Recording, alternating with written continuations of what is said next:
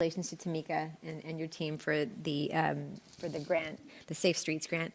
I'm excited to see that Culebra Road is still at the top of our priority list. 60% of Culebra is in my district, and it's one of the deadliest streets, as we all know, but in the city. But there's been 48 fatal crashes on Culebra in the last 10 years. That's almost 5 per year. That doesn't seem like a lot, I think, over the course of 10 years, but it is one of the deadliest streets in San Antonio, so I do appreciate your focus on that. Having said that, I think most of it that you're looking at least for this grant, is not, I think it's up to Callahan. Am I right? Yeah. Up to 14. Up to Callahan.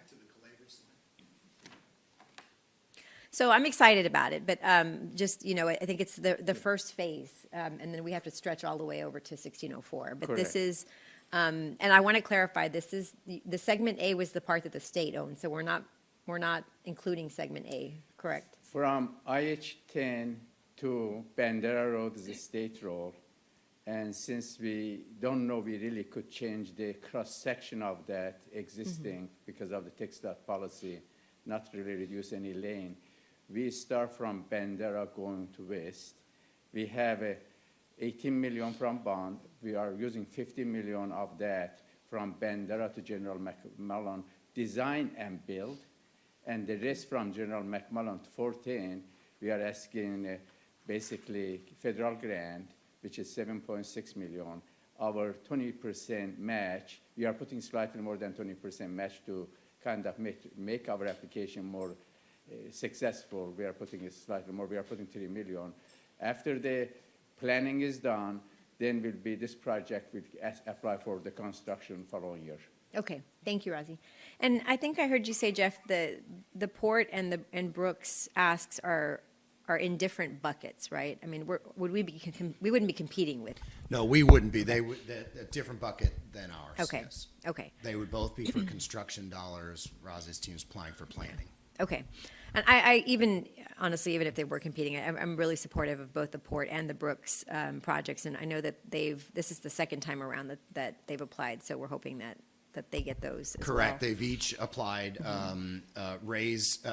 Brooks got a debrief on their Raise application, took what they learned from that, and they're planning to apply here.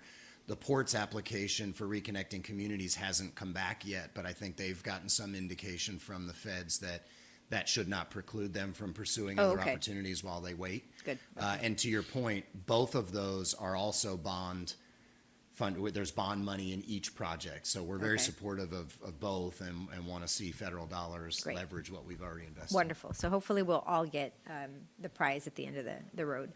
I'm also encouraged with the Reconnecting Communities Planning Grant proposal. I think UTSA's Paseo to Prosperity project is going to transform the west side. I'm encouraged because I see this as a seed, a blueprint for more projects of this kind. There's a lot of parts of San Antonio, pardon me, that have been separated from opportunity for generations. So I think this plan, we take it and apply it to places like the Port, the Near East Side, the Edgewood community.